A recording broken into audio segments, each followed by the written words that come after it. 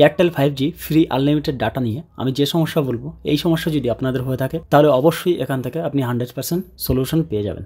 না আপনাকে ফোনের সেটিংয়ে ঢুকে কিছু করতে হবে, আর নাই আপনাকে এয়ারটেল অ্যাপে ঢুকে কিছু করতে হবে।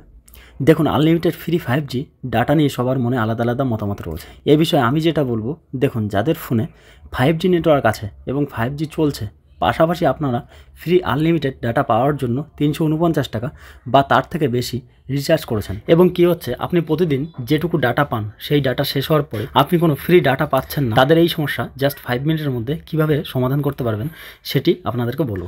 আপনাকে কিচ্ছু করতে হবে না। আপনি কি করবেন, শুধুমাত্র এয়ারটেল কাস্টমার কেয়ার 1-to-1 অধিকারীর সাথে কথা বলবেন।